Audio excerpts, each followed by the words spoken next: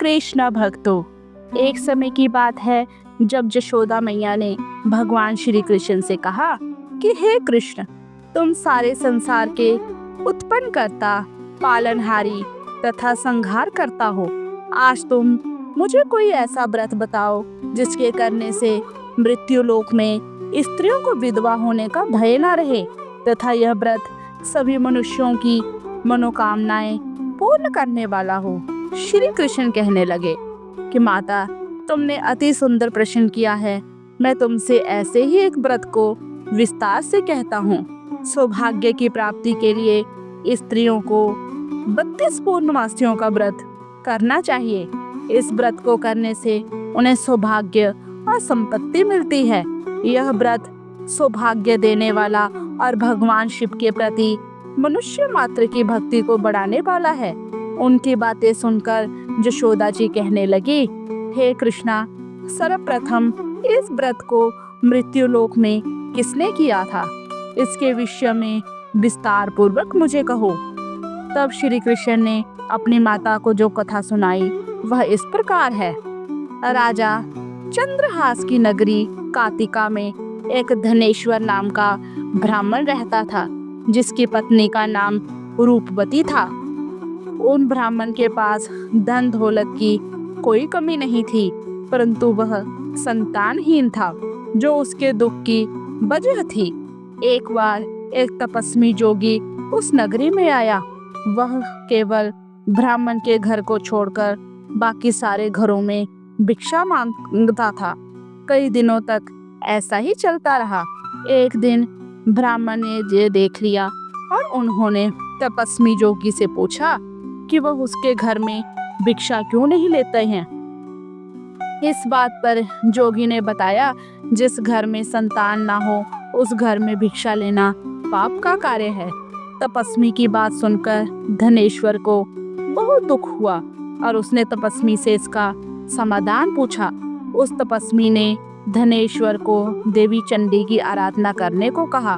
अगले दिन धनेश्वर तपस्वी के अनुसार चंडी की उपासना तथा उपवास करने के लिए जंगल में चला गया। 16 दिन के पश्चात देवी चंडी ने धनेश्वर को दर्शन दिए, जिसमें देवी माँ ने कहा कि शीघ्र ही उन्हें पुत्र रत्न की प्राप्ति होगी, परंतु उसकी आयु केवल 16 वर्ष की होगी और उसके पश्चात उसकी मृत्यु हो जाएगी। देवी की बात से धनेश्वर थोड़ी चिंता में पड़ गए। तब देवी बोली कि यदि ब्राह्मण दंपति 32 पूर्णमासियों का व्रत विधि पूर्वक करेंगे तो उनके पुत्र को दीर्घायु प्राप्त हो जाएगी। इसके साथ ही यदि वह लगातार 32 पूर्णमासी तक आटे के दीप बनाकर शिव जी का पूजन करेंगे तभी यह विधि पूर्ण होगी। इसके अलावा देवी माँ ने यह भी कहा कि प्रातःकाल तुम्हें इस स्थान पर आम का वृक्ष दिखाई देगा।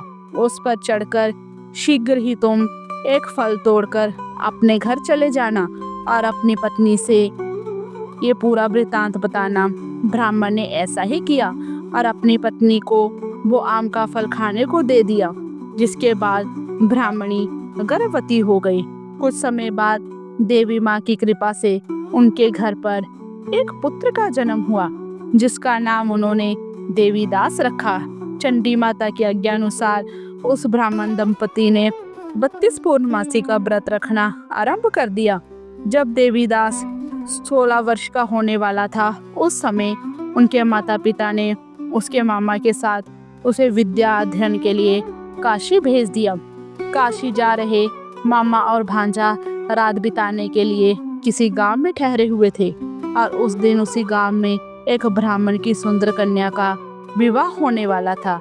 जिस धर्मशाला के अंदर वर और उसकी बारात ठहरी हुई थी, उसी धर्मशाला में देवीदास और उसके मामा भी ठहरे हुए थे। लेकिन लगन के समय वर को धनुर्वात हो गया, इसलिए वर के पिता ने अपने रिश्तेदारों से परामर्श करके निश्चय किया कि देवीदास मेरे ही पुत्र जैसा सुंदर है, मैं इसके साथ ही कन्या का लगन करवाना चाहता हूँ। वर के पिता ने देवीदास के मामा से ये बात बताई, जिस पर देवीदास के मामा राजी हो गए। विवाह के कुछ समय बाद जब काल देवीदास के प्राण लेने आया तब ब्राह्मण दंपति के व्रत के कारण देवीदास को कुछ नहीं हुआ और उसके ऊपर से संकट की घड़ी टल गई। उस वक्त से ऐसा कहा जाता है कि पूर्णिमा के दिन व्रत करने से व्यक्ति को हर प्रकार के संकट से मुक्ति मिल जाती है। अगर आपको श्रावण पूर्णिमा से जुड़ी कहानी पसंद आई हो तो आप हमारे चैनल को सब्सक्राइब करें और वीडियो को लाइक करें और कमेंट में लिखें जय मां चंडी, हरे कृष्णा। धन्यवाद दोस्तों।